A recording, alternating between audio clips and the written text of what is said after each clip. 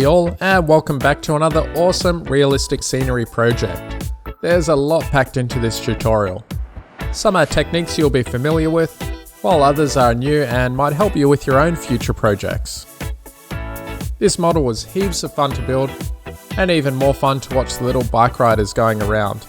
So let's not waste any more time and get started building. The main feature of this diorama is the bridge. To help construct the bridge, I initially used Blender. Blender has a handy wall add-on that makes creating unique walls very easy. I won't take you through all the steps, however there are lots of tutorials on YouTube that will describe everything I'm doing in much better detail. Once happy with the overall shape, I import the bridge into Tinkercad, where I can scale it as well as add and remove parts to tidy up the edges. To hollow the model, Blender has a useful tool as well. Again, I won't describe the process as there are plenty of other tutorials that will explain it much better than I can. Next, the model is loaded into the slicing software for the 3D printer and printing supports are added. Once happy, the model gets sliced and is ready for printing. This is quite a large model, so the Nova 3D Vol.30 is perfect for large models like this.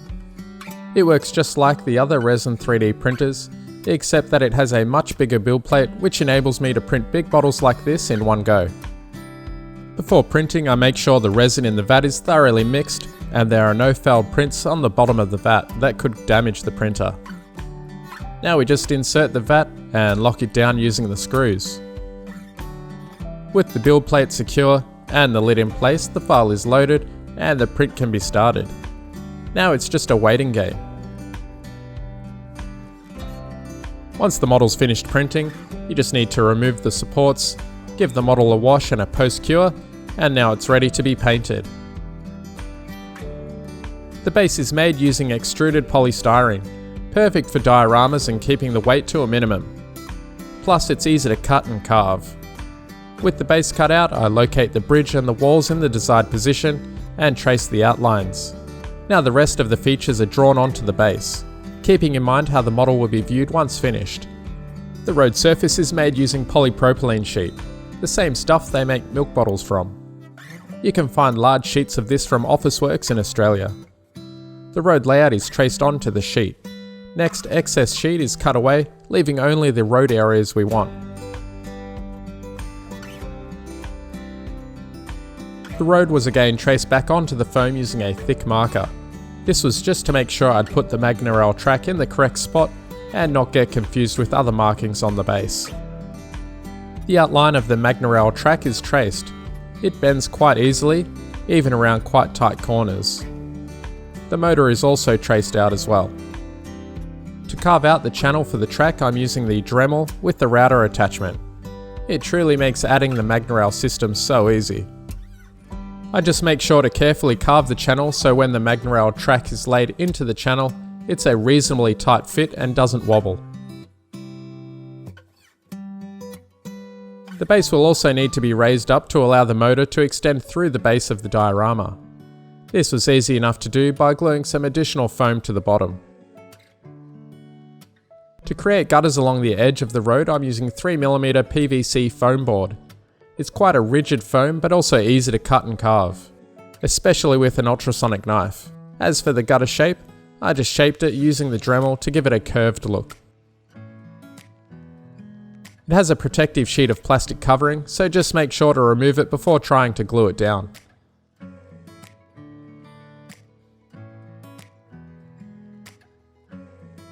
Before gluing, I trace the carved out channel onto the road. That way I can sand the underside of the sheet while avoiding the areas that the Magna Rail will run along. We want minimal friction in those spots so the Magna Rail runs nice and smooth. However, the entire top side of the road surface is sanded so that the paint will stick to it properly. The technique for painting the road is quite straightforward. Grey primer is used as the base coat. Any grey will work. I've found Rust-Oleum grey looks pretty good. Once that's dry, a second coat of heirloom white is sprayed from a distance. This results in a speckled appearance. There will be a lot of dry paint dust, so be sure to wipe it away once the paint is dry. Next, a black-brown wash is applied. It's just a roughly 1-to-1 mix of black and brown thinned down in water. It's liberally applied over the road surface, and then with a paper towel it's stippled and spread out, leaving a nice brown patina on the surface. You can repeat this step if needed to get the level of colour you want. To create the gutter lines, I fashioned up a small tool to drag a pin along the edge at a constant depth. It's hard to see the effect, but it's certainly there. In order to cut out the rest of the gutter and footpath from the sheet of PVC foam, the bridge was once more positioned and traced. I ended up making some minor changes to the position and shape of the footpath, and then cut around the lines, leaving behind the areas I wanted. Similar to the road, the footpath is painted starting with Tamiya grey primer. The main base colour is some Woodland Scenics concrete applied through the airbrush. This paint needs quite a bit of thinning for the airbrush, but once thinned it works quite well. To add the speckled look, I used a variety of greys, browns and beige. These greys are applied through the airbrush at a very low pressure, and the result is a very fine speckled look, perfect for concrete. The colours are built up on top of each other, giving a good variety of colour. And just like the road, it has a black-brown wash applied and is stippled with a paper towel. As for road markings, there's a lot of curved sections, and some are quite tight, so having a good flexible masking tape makes this process much easier. I didn't make any measurements for this, I just made the road markings and line widths to what looked good to my eye. Before spraying, I make sure the tape is good and secure because I want to avoid any white paint bleeding under the tape. To help prevent that from happening, you can spray an initial first layer of matte clear spray. That way it will seal any small gaps between the road and masking tape with clear paint and will prevent any white paint filling those gaps later. For the white, I used ivory white. It gives a nice old looking white paint line.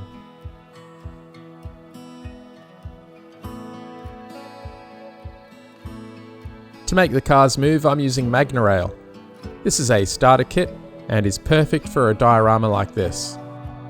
With the channel cut, we just need to install the track by pressing it into the channel. To get a perfect fit, you may end up needing to trim some of the track away. With that in place, links are assembled with magnets at selected locations, and then it's slid into the track channel.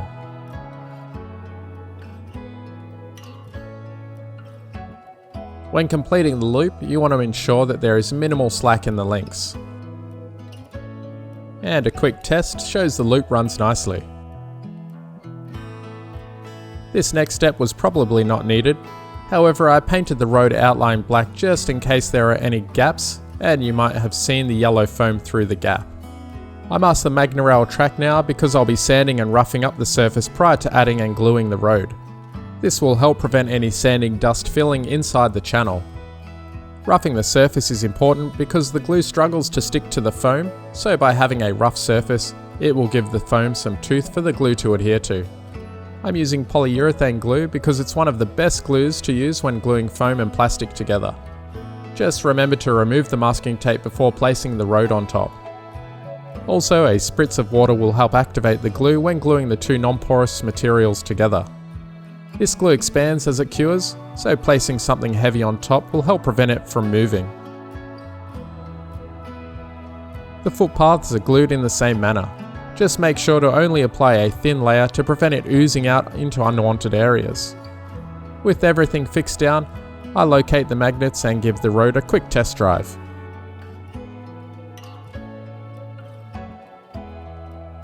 Now onto the bridge. I found red oxide from the Scale Modeller's suppliers a great brick colour. It's ready to airbrush straight from the bottle, but just make sure that it is well shaken up first.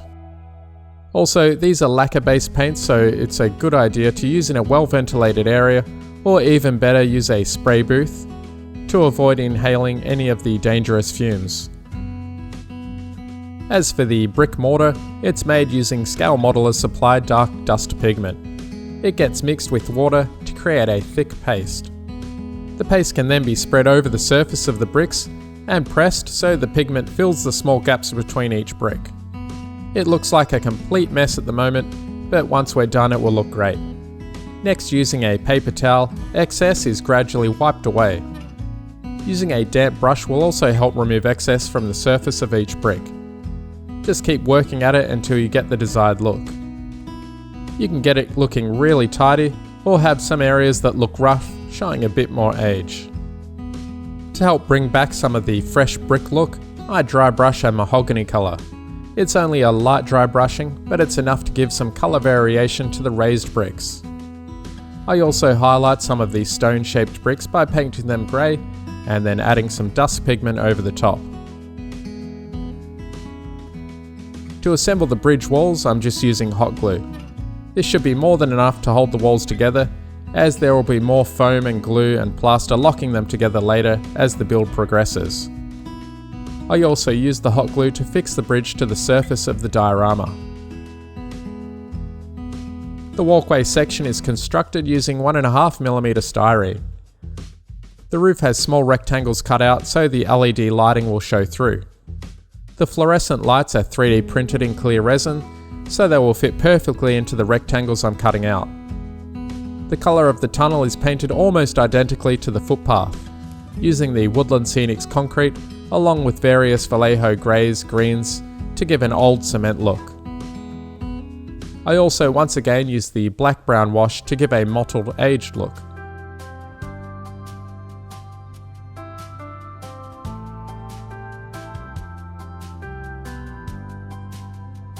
Some very fine handrails were 3D printed. I also 3D printed a drilling guide so I could drill out the tiny holes for the handrails in the exact spot they're needed. You can see how fine and fragile the handrail is. It just demonstrates how fine and detailed 3D printers are these days. And what walkway tunnel near a train station doesn't have graffiti? Humbrol decal fix works great for me. Only a small amount is needed to loosen the decal from the backing sheet. Once it starts to slide free, I move it onto the model and use a brush to push it and press it into position.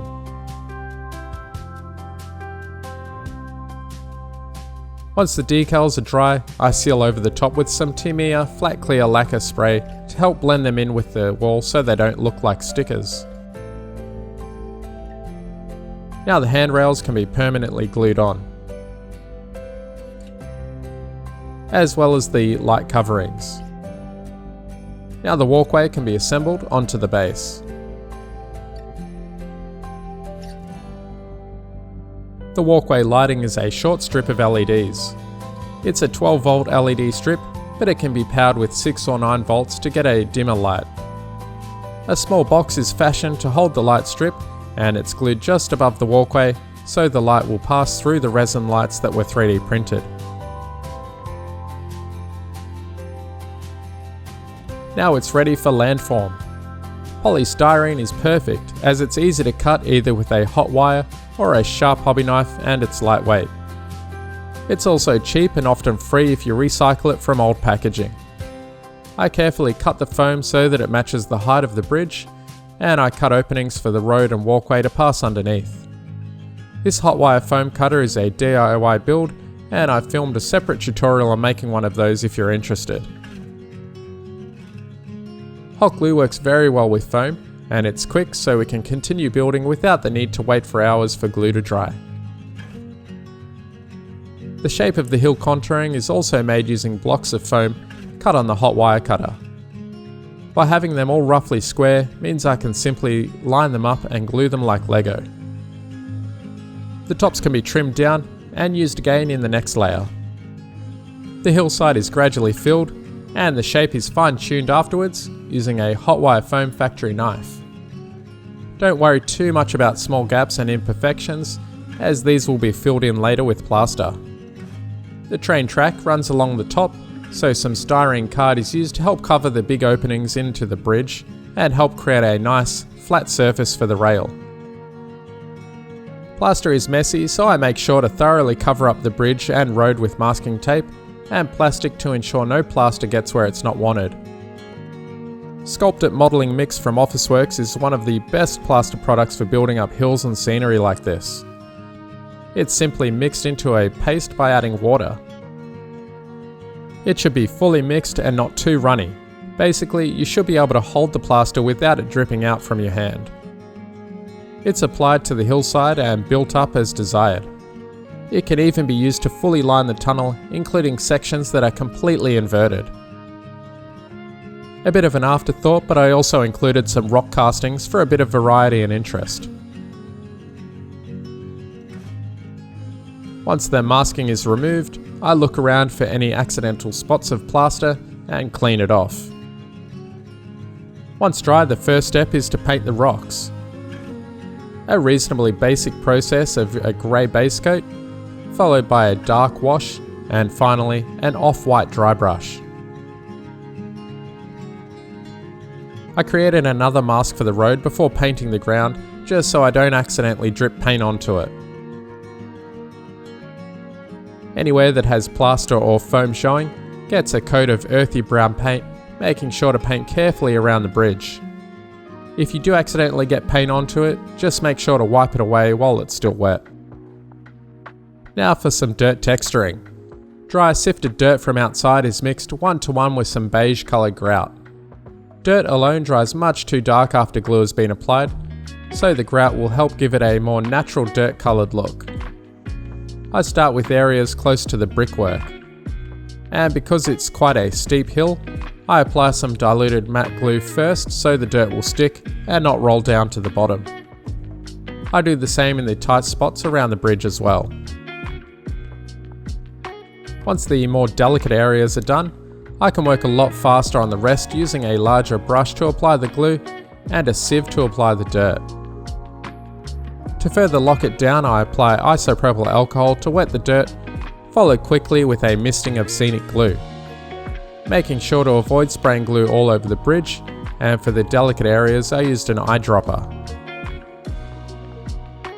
The mask is removed, but I don't throw it away because it'll get used again later. For the track, I build up the roadbed with some 3mm cork sheet cut to the same width of the track. This will help raise the track above ground so that when the ballast is applied it will have a much more typical look that you see on real railroads. With the cork and track roughly cut to length, I can glue it down with some standard wood glue. The slightly overhanging areas will get trimmed later. The track as it is looks good, but to make it look even better, I paint the tyres various shades of brown and grey. I also mask the tyres and paint the rail hull red, as well to give it a nice rusty rail appearance. The ballast of choice is Woodland Scenic's Grey Blend. To spread it out, use a soft brush. You don't want to press too hard, otherwise it acts like sandpaper and it will remove the paint from the tyres. I just keep brushing back and forth, spreading the ballast until there's none left covering the top of the tyres. Using the handle of the brush and tapping the tops of the rail will also help bounce the loose ballast off the tyres and help it settle down between the tyres better. It's all locked in place just like the dirt, with a misting of alcohol, followed with scenic glue. The Dremel works really well for cutting away the excess rail. Getting grass down into these tight areas was proving to be a bit of a challenge. But I recently watched Boomer Dioramas where he made some DIY grass sheet, and it gave me an idea. The concept is quite straightforward and I'm sure there are lots of other different techniques. What worked for me was to use some baking paper and spread a generous layer of glue. Next comes the static grass. I'm using some leftover grass from a previous model, so I'm not exactly sure what colours are in it, but they are all roughly 6mm. With the grounding clip attached, the applicator is turned on and shaken over the glue. Excess can be removed by tapping the tray while it's upside down. Once the static grass is down, I follow with a sprinkling of dirt texturing. It's a medium to coarse dirt with a few larger stones. It's quite a generous application, and I make sure to shake the tray and press down the larger stones to help bed them into the grass. Now it just gets a misting of alcohol and a liberal coating of scenic glue before it's left to dry. Once dry, it should quite easily peel away from the baking paper and you're left with a nice semi-flexible sheet of grass. To use the grass, just cut the desired piece away from the sheet and fit it as needed. You can also tear pieces away to get a much more random grass tuft look, and to glue down, I apply some Mod Podge to the bottom and press it into the scenery. For some areas around hills and curves, you may find a pin will be needed to help hold it while the glue dries.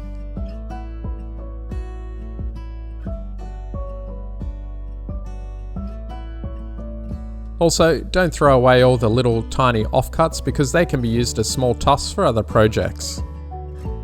Now for the rest of the grassed areas. Basically the same process as the grass mat, except it's directly onto the diorama. I try to be a little bit random with the glue because I don't want it to look like a big sheet of carpet over the hillside, so I leave some bare patches of dirt here and there. Excess is removed and collected by using a stocking over the end of a vacuum. To ensure the grass is solid and won't fall away, some alcohol and scenic glue is applied for a good permanent hold. Woodland Scenic's coarse turf is used to simulate low-lying bushes and weeds.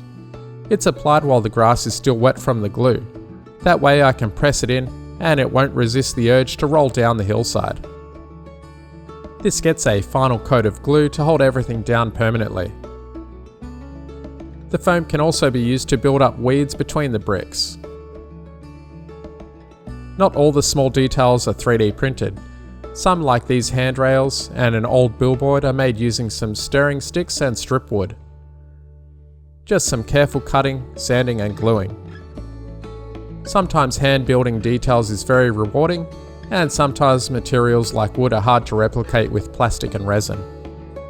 To weather the wood, some alcohol stain using some black and tan ink is diluted in isopropyl alcohol and brushed over the railing to give an aged, weathered wood look.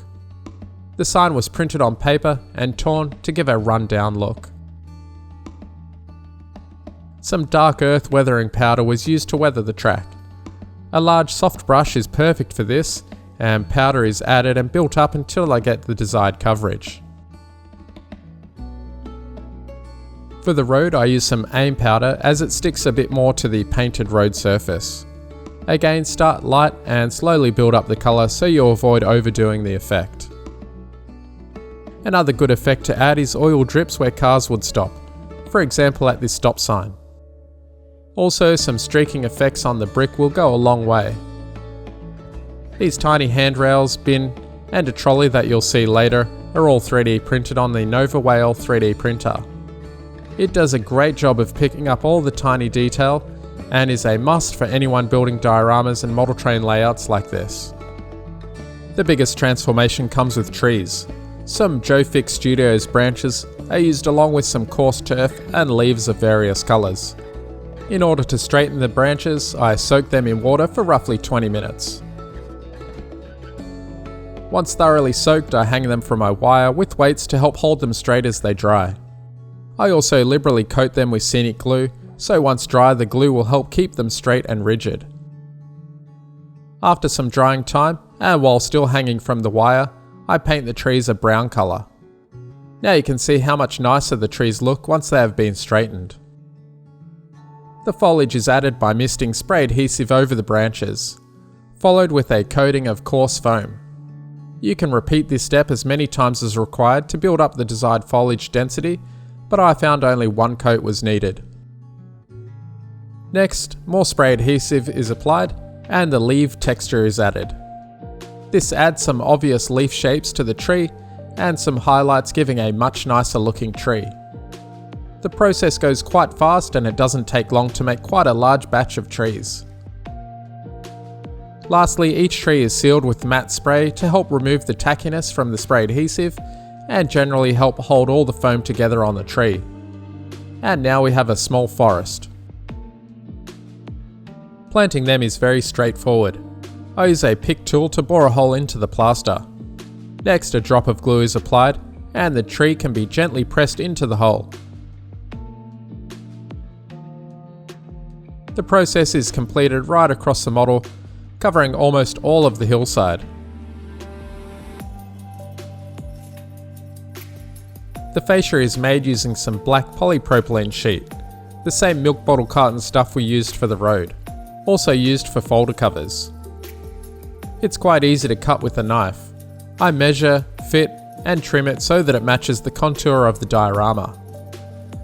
Those 3 steps are repeated until it closely matches the side of the model. Next, it's glued onto the side of the model with my favourite polyurethane glue.